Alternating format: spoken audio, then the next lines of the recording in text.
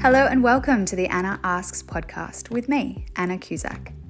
Today I'm in conversation with Mary Giordano, a multilingual doula with background in community development, migrant and refugee resettlement support, and anthropology.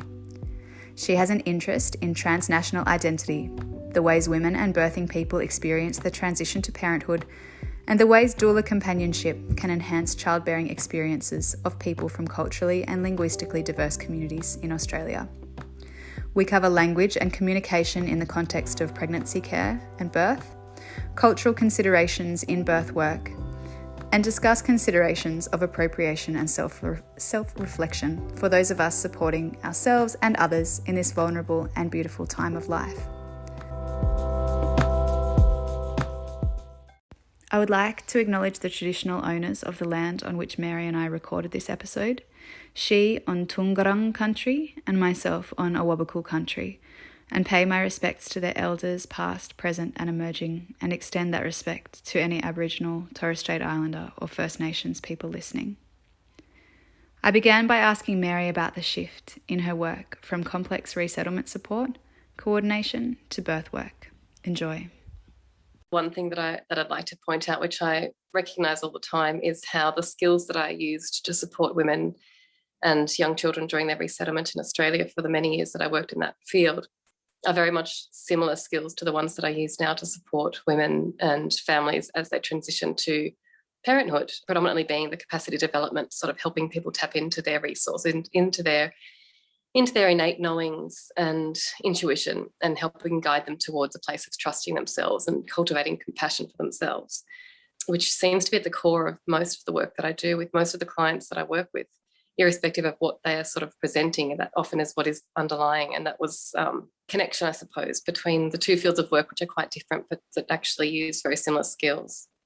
Yeah, a really key underlying theme there with those families, but also the values that you bring to that experience and situation as well for each family. You call yourself a full spectrum doula. What does that term mean to you, and how is it distinct from perhaps how other doulas position themselves in working with families? A full spectrum doula to me is somebody who works with families through the whole range of pregnancy and childbearing outcomes. So that can be, as perhaps most people might consider, a healthy pregnancy and live birth, but it can also be spontaneous miscarriage, elective abortion, it can be stillbirth, it can be adoption, surrogacy, IVF, fertility issues. And by nature of the fact that I think birth is very intrinsically related to death, I also see it as a support person to people at the end of life, because it is very circular. Life is circular. So again, similar skills that we have to support people bearing new life, we can also bring to people approaching the end of life and the families around them, to sort of ensure that they have their needs and wishes met, particularly the person at the centre, the person who is at the end of their life. So yeah, that's how I see full spectrum doula-ship or companionship, as covering sort of the whole spectrum of life-death experience. Can you explain how your position as a multilingual person might contribute to making safer birth and perinatal experiences for families?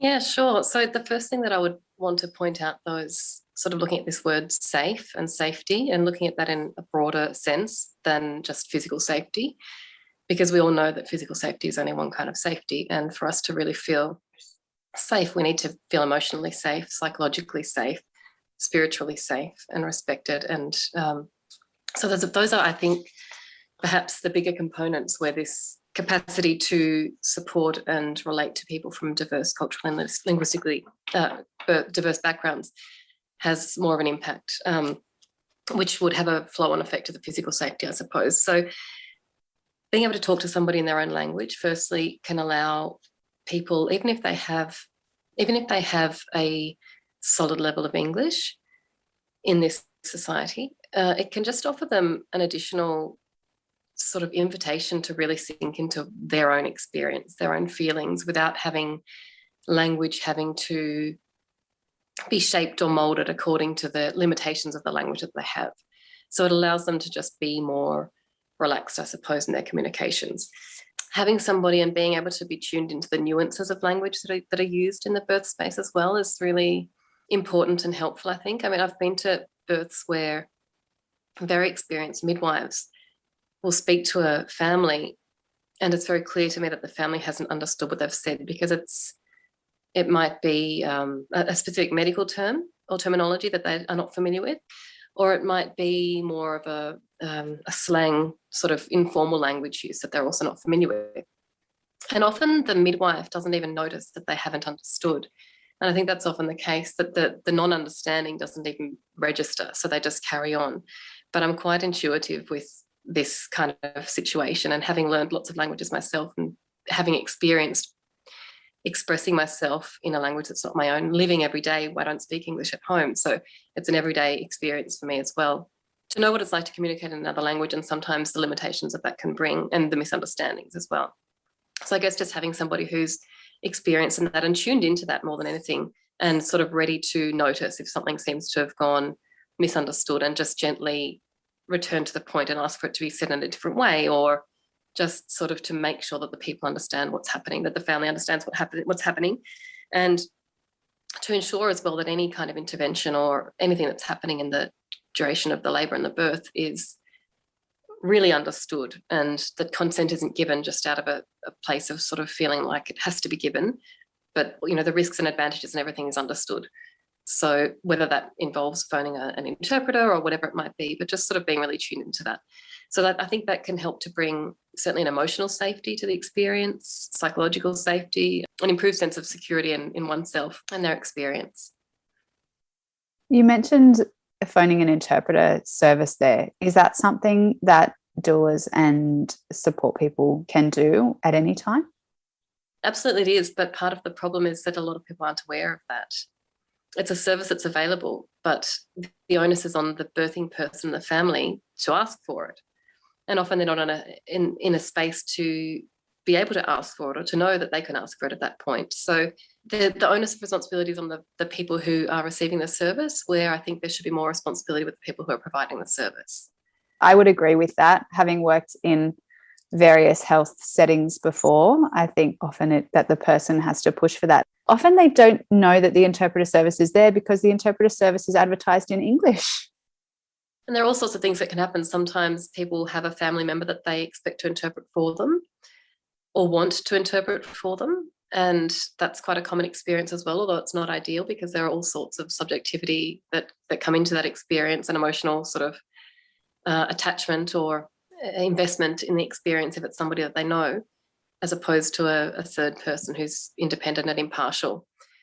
Then there are issues around interpreters often being male, perhaps, and therefore not being considered to be appropriate interpreters for particular life experiences, like maybe labour and birth, and not having any agency or control over determining which interpreter you get on the other end of the line. So there are lots of things that come into play that can be problematic. Certainly it's a service that's available. Not everybody is aware of it, and it's always not always desired either by the family. So that also needs to be taken into consideration. If we move beyond language to cultural diversity and the diversity of religious needs as well, in what ways do you see culture embraced or rejected in birth and mother care within the health system?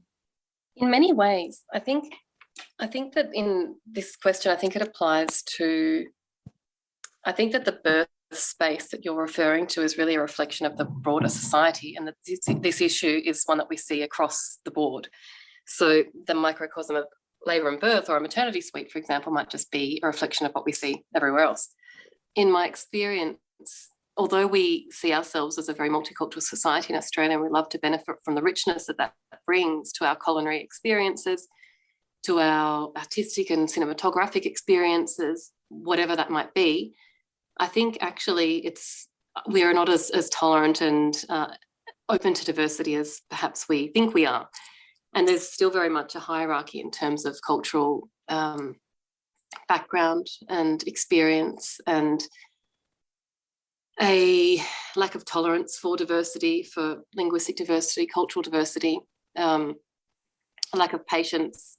When somebody hears somebody speaking English with an accent, often they immediately either decide that it's too hard to talk to them, or they perhaps try and hurry them up, or don't really give them the space and recognition or time that they need to express themselves, particularly if the language is not coming fluidly. I see this in the maternal care system. I also see a lack of representation of diversity in the maternal health system. Most of the midwives and nurses and care providers that I've seen in hospitals and home births tend to have certainly an outward appearance that is Anglo, and I understand that an outward appearance can be misleading. So I'm mindful of not judging by appearance only, but white, certainly predominantly white care providers. So I think if there were a more diverse representation of our society in the people that are caring for women during labour and birth, it would help to make people feel more culturally safe. So maybe that's looking at, trying to recruit more diverse representatives of our society into midwifery education and courses and incentivising them for doing so, or making cultural competency training an essential component of the training that midwives undertake and nurses undertake in hospitals, more than to a tokenistic degree. So actually doing more training, given the society that we have and the number of people who come from culturally and linguistically diverse backgrounds, I think the onus is on all of us anyone working with people or in an interface between people and a service need to expect that we're going to come into contact with people who have different backgrounds and need to be able to not be experts by any means in every single background, because that's unrealistic, of course, but to be attuned to the fact that people might have differing ways of seeing the world, being in the world. You talked about religious differences as well. So making sure that things like this are discussed in prenatal visits, making sure that questions are asked in a non-rushed manner. And there's a whole lot of problems play into this, because visits tend to be rushed because they have a limited amount of time and there's so much that needs to be covered, and it's generally the clinical details that are covered, and there's not a lot of space for anything else. So I think it's a systemic problem, really. It's not a problem that just has an easy fix. I think that's a wonderful answer.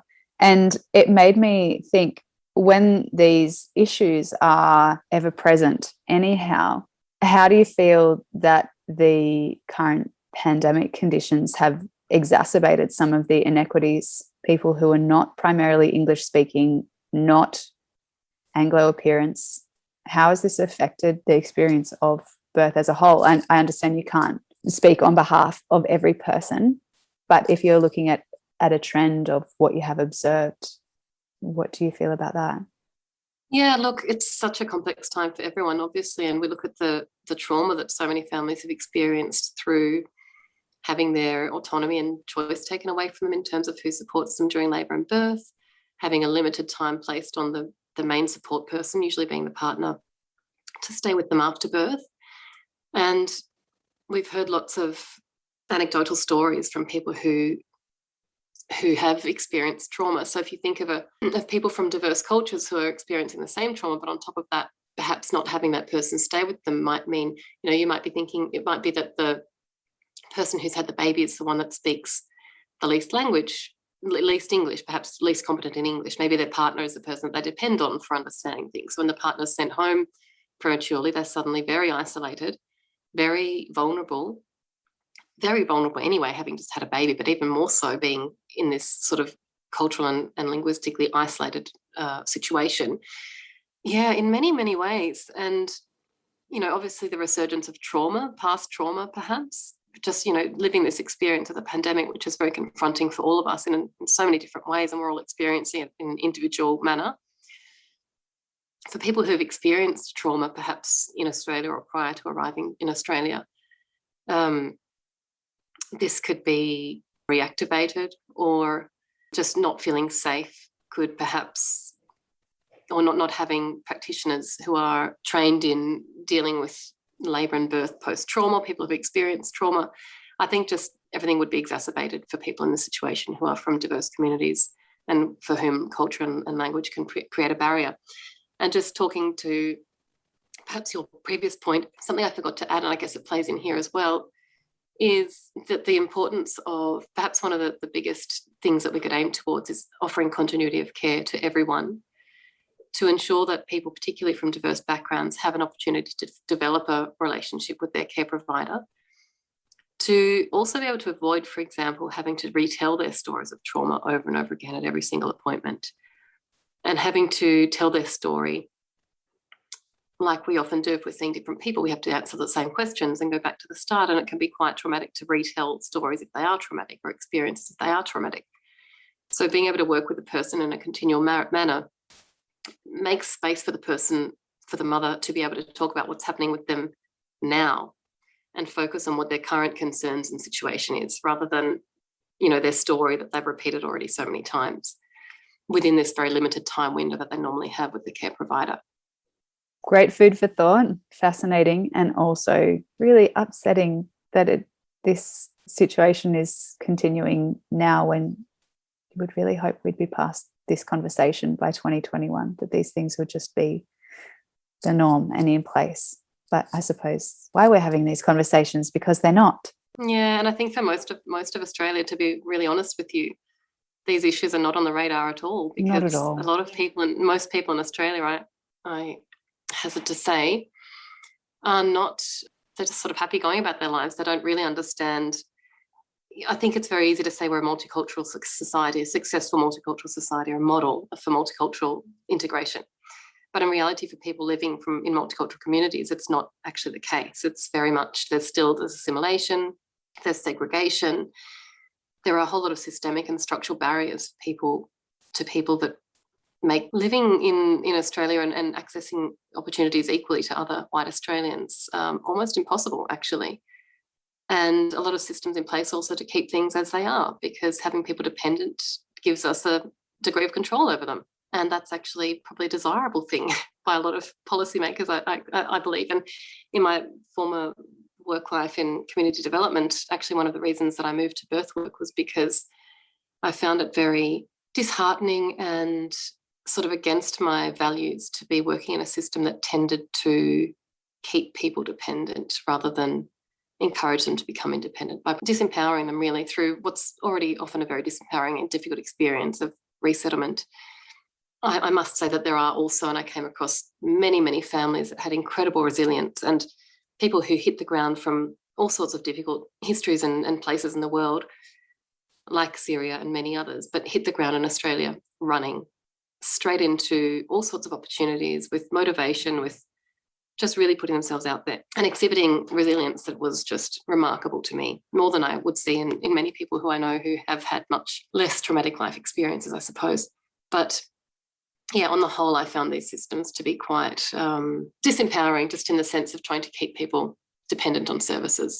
And isn't that really a reflection of the binary that Australian society splits people into? You either are resilient and individual and a go-getter, or you are completely dependent, and there's not space in between to have a conversation about, like, where is the middle ground? This is where the most of the people are, and if they're not fitting into either box, it's uncomfortable, so we're going to have to split them one way or the other. Yeah, it is. I hadn't really thought about that in the general Australian society, that dichotomy, but yes, definitely I can see that. And, you know, even thinking about, I've been reflecting a lot lately as I'm delving into a lot of learning about Indigenous Australia, and like yourself are doing a course at the moment with Alicia Johnson, and giving a lot of thought to my experience growing up as and in my family, and the sort of language that was used around Indigenous Australians that was very racist, actually. And also the comments like keeping up with the Joneses, this kind of Australian tendency to have it all or be it all, or don't worry about the ones that fall behind, because, you know, as long as you can get ahead, don't worry about the ones that fall behind. So, yeah, like you said, it's either you're getting ahead or you're falling behind. And whether that's because of your resilience or because of your past experience of trauma or whatever that might be the case. Yeah, it's interesting how we do maybe categorise people as the go-getters and successful people, and those who are the dependent welfare recipients, or people who are, not thriving, I suppose. It plays out across all things, but particularly in relation to the conversation we're having today in motherhood, even in the way that we frame talking about birth about had a successful natural birth or whatever, where does that leave everybody else?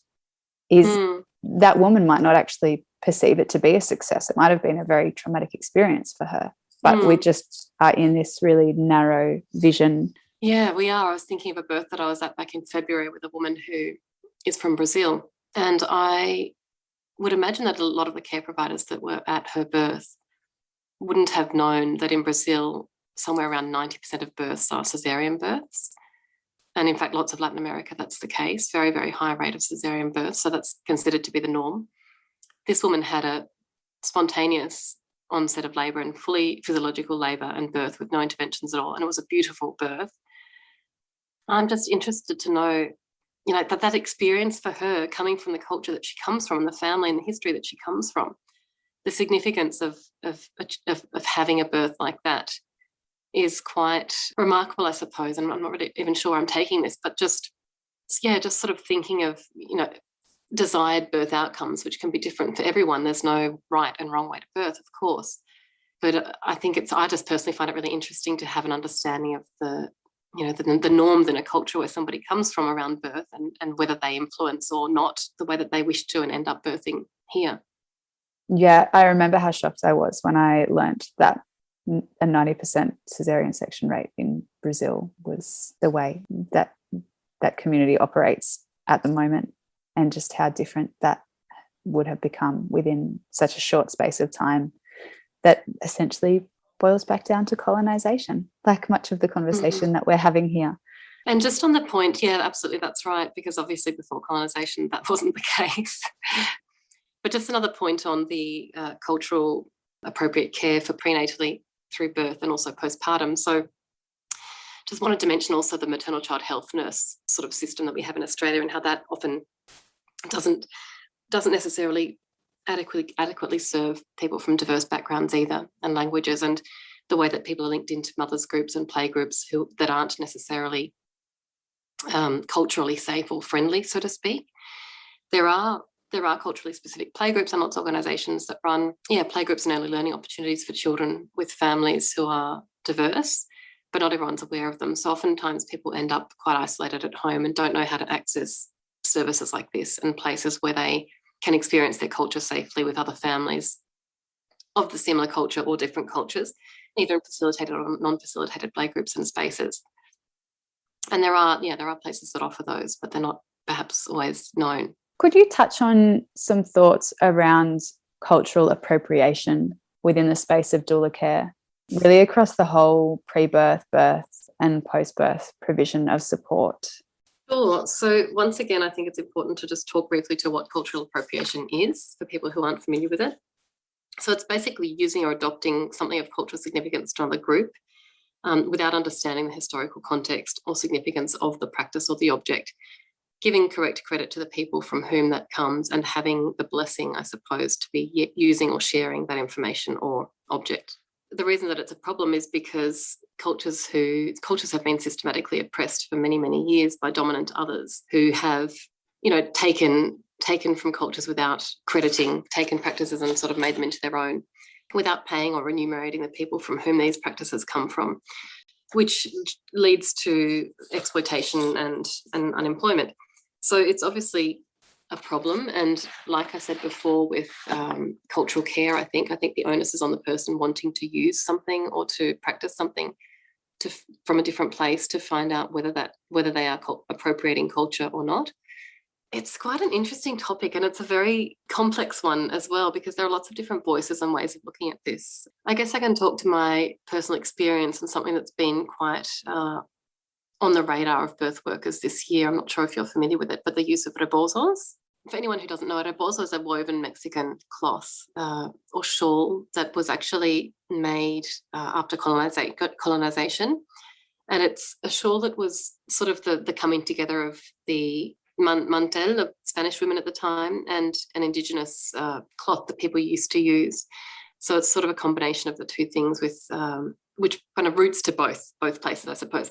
It's become over many years a very symbolic part of Mexican culture and society, and is used by women through the whole of life. So from supporting her during pregnancy and birth and postpartum, to then carrying the baby, carrying the shopping, using as a blanket, a shawl, a decoration over the shoulders, an adornment, using even as a shroud at death. So something that's used throughout the whole life, traditionally now more so by Indigenous women than non-Indigenous women, but still very much a symbolic part of Mexican culture, and also symbolic of Mexican independence. So the rebozo has become a very popular tool for birth workers around the world in recent years. And so there's been a lot of discussion this year about appropriating culture through using the rebozo, which came about through a petition that was written by two women in the US who are of Mexican origin, who wrote a petition seeking all non-Indigenous Mexican practitioners to immediately stop using a rebozo. And that was met by a response by a large group of Mexican midwives, both Indigenous, traditional, but Indigenous and traditional midwives, who were really upset about this petition because they weren't consulted, and they've very strongly said that they want their tradition of rebozo to be shared around the world. There are lots of issues. I guess part of the problem that this petition was addressing was that people are making money from doing rebozo training or doula trainings, particularly in the US doula training organizations who incorporate the use of the rebozo as part of their training, but perhaps not adequately talking about the history and cultural uses of this item. The way I see it, it's really interesting, because when you talk about cultural appropriation, we can look at that, with yoga. Yoga is this practice that has become very popular in the physical sense, but a lot of people don't practice the whole philosophy of yoga and way of life. They just go and do a yoga class and put on their lycra tights and top and, just do an exercise class. And I think in many ways, yoga in many parts of the world, it's just seen as a form of exercise rather than what it is. And I'm certainly not a yoga expert by any means, but it's just another example. And I've heard somebody speaking recently an Indian community who talks about the grief and frustration felt among some of the people in her community at the way yoga has been appropriated around the world. So that's just another example. But we also can look at food, and an example that I sometimes talk about, which I find quite amusing. My husband's Italian, so Italians tend to be quite traditional about their food and also quite protective. So thinking about things like pizza, we can see Domino's and Pizza Hut making pizza and putting pineapple on it and things. And Italians would say that's not pizza, that's appropriation. You would never put pineapple on a pizza in Italy. You wouldn't make a thick base. You wouldn't fill a crust full of cheese. Like, that's just completely not what pizza is. You can't even call it pizza. So there are arguments also to say, we appropriate food all the time. We don't realize that, but we do. But there's also, there are people who are sort of for and against this idea that using the rebozo is a problem, or that it's cultural appropriation or not. And like with any other thing, we also look at the world as a global space. Globalization has impacted the way that things are moved and shared around the world in so many different ways. And even in Italy, tomatoes don't come from Italy, they come from Latin America. So, the tomato that's a fundamental part of the pizza isn't an autochthonous in Italy. So it's quite, if you sort of unpack it, it's kind of a never-ending thing. I think with cultural appropriation in this space in relation to the rebozo and also the closing of the bones ceremony, that's become quite a popular thing to practice in postpartum. I think it's really important for people I actually think that this conversation and that this kind of discussion through the petition that has come about is a really positive thing, because a lot of people wouldn't have previously given any thought at all to cultural appropriation. It wouldn't have been on their radar. So firstly, I think it's good that it's come into a space where we're actually talking about it. I personally feel like these practices almost seem to be offered as a trend.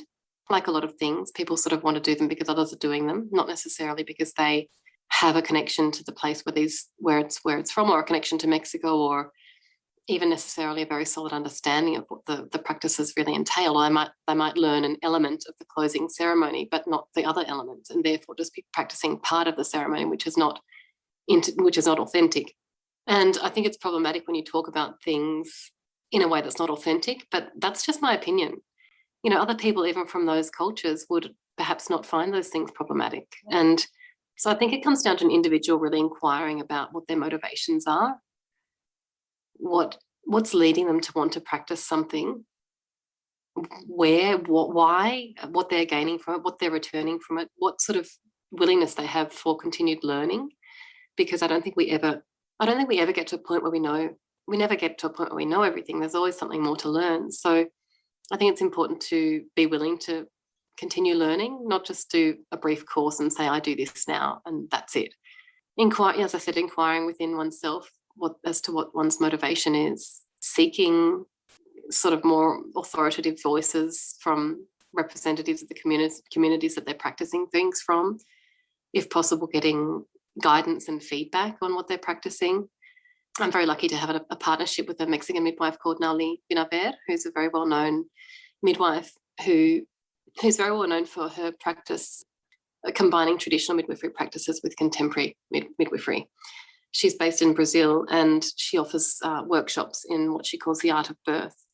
And she brought the workshop series online last year in, COVID times, like so many other people have. So suddenly her work has become available to people all around the world. And she teaches, what she wants to do is to share her incredible knowledge base and experience with people, basically, so she doesn't take it to her grave.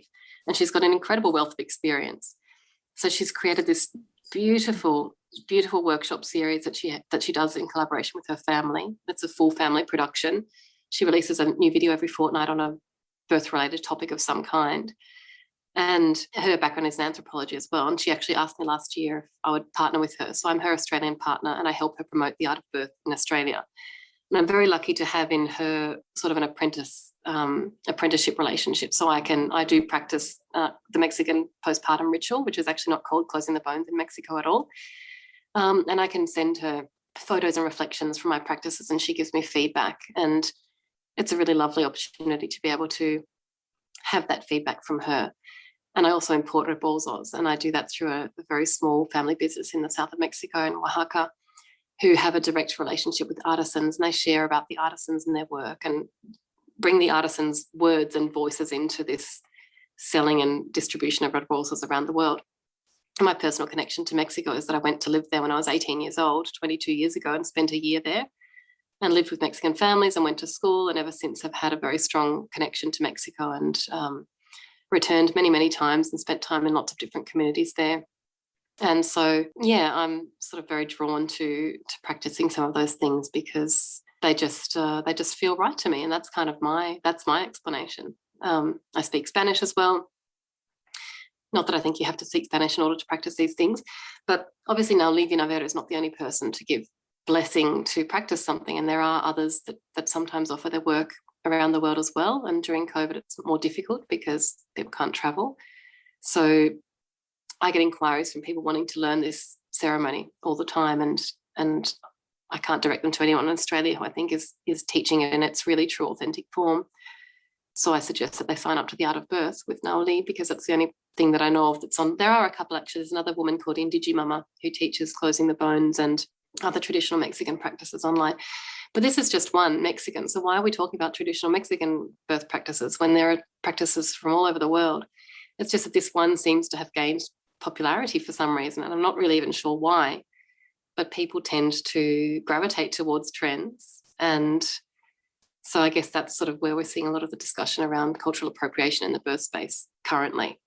Yeah, a very thorough explanation. Thank you so much. And the personal connection to place and culture, the student-teacher relationship, the ensuring that people are paid and respected for their work and expertise, all of these things can be so important when we're thinking about if we do or don't utilize a practice in our own work. There are things that I did in my own postpartum care of myself that only a few years ago I look at now and scratch my head a bit and think, actually, I don't know why I drew on that culture when there is, most likely, if I went looking for it, an English, Irish, Scottish version that is right from my roots without inappropriately borrowing from another culture. Things about, I used a Malaysian belly wrapping technique that I bought the belly wrap from an Anglo woman, learnt how to tie it from another Anglo woman on YouTube, and yeah, it felt great. But there are other belly wrapping techniques that are reflective of my own culture without essentially taking from another group's knowledge, without having those connections to it. So it's a complex conversation, and I think in a way you said because it feels right, following our gut feeling is important, but we can't follow that unless we actually spend the time learning about it to decide if then it sits right. If we just go, oh yeah, this feels good, without actually taking the step of doing the learning, it sort of falls short. And yeah, I don't think that gives full respect to all of the groups that have had their culture disrupted by people who look like me. Yeah, and me. And it's really interesting because I absolutely agree with what you said, but there's also there's no sort of point at which there's no one that can sort of give you the blessing. You have to make that decision yourself, and as an individual practitioner, based on all of these different factors. And there's sort of no point. I don't think there's a point at which you need to arrive to say, okay, now I can do this because this and the other. It's really an individual experience. And I was just talking to Nellie on the phone on one of the monthly calls she does 10 days ago, and she was saying she thinks that this whole discussion is ridiculous. But again, that's just her voice. And also she has this workshop series, so she has a vested interest also in continuing selling her course, right? So it's very interesting. But I think also, speaking to this point, as you said, about most of us who come from perhaps Irish, Scottish and English heritage, through colonisation, we've also often lost a lot of the connection to our own ancestry and our own stories and history. And to rediscover that is not necessarily easy. And I'm currently on a journey of that sort of rediscovery myself, and got to the point of being able to identify individuals and places where people came, but I have no idea now as the next step as to where to go to figure out what they did and what they practiced. And so, that's another job for us to do. It's work for us to do, I suppose, to sort of tap into our ancestry. A lot of us don't necessarily have a lot of access to that.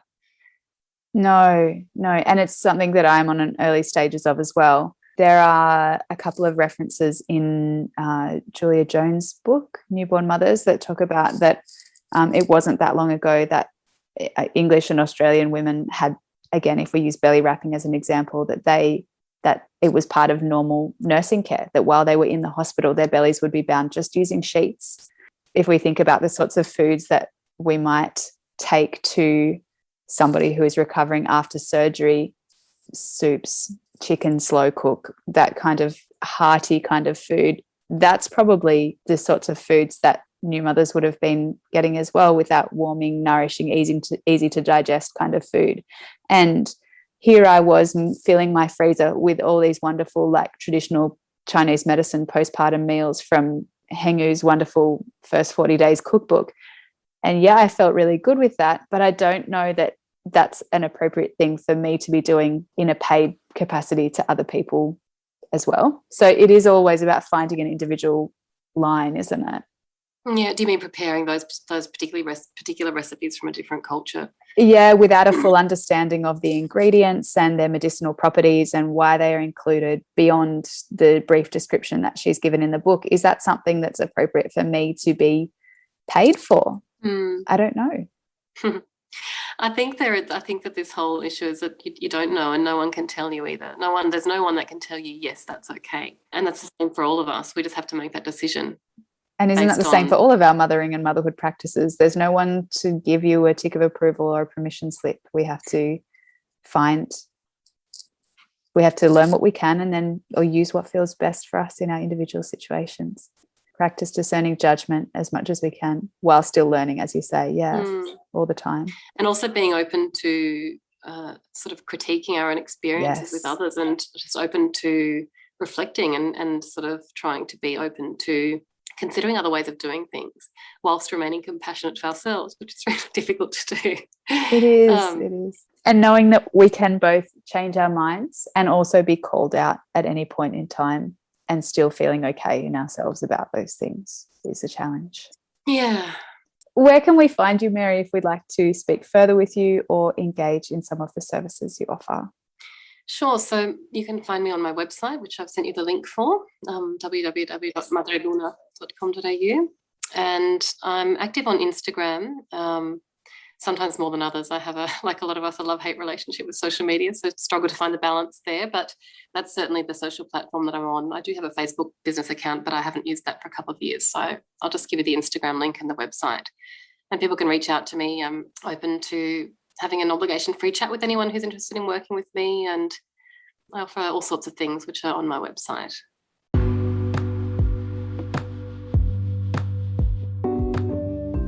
Thanks so much for listening. I hope you enjoyed this episode as much as I enjoyed recording it and bringing it to you.